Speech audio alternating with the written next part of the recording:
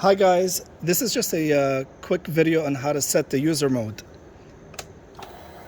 Turn on the ignition and you'll see down here it says sport mode and whatever the sport mode is preset at. With the up arrow, you'll move over to standard. One more, you go to rain, and one more, you go to user mode. In the user mode, you have several different parameters that you can control. So the power being one, the traction control being the second, and the engine braking being the third. On the DCT model, there's one more, which is not visible right now, but that is to select the shifting pattern, whether you want it to be more mellow or more sport mode. So each bar represents 1, 2, and 3. So 1 being the lowest, let's say if we're talking about the power, or the engine power basically. 1 bar would be the lowest power setting, 2 bars would be medium, and 3 bars is maximum. Similarly on the traction control, that represents the same thing. So 1 bar means the least amount of traction control, 2 bars is medium traction control, and 3 bars is maximum traction control. Engine braking, same issue.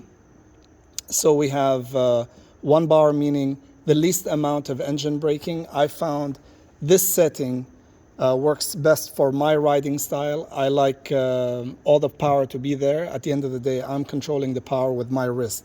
So I want everything there at my disposal when I need it.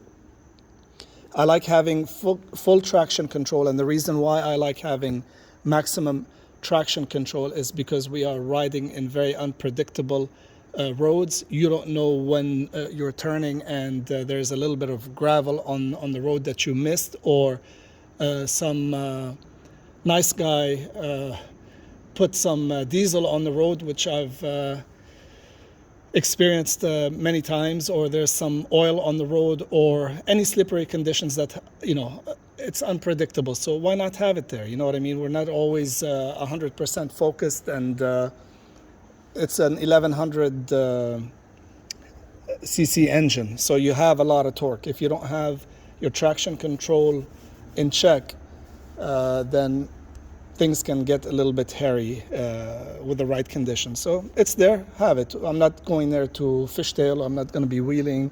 It's a cruiser after all. Lowest engine braking is good for me on a DCT model because it kind of smooths the riding out when you're riding in traffic and stop and go and very slow speeds. So that's why I have mine this low.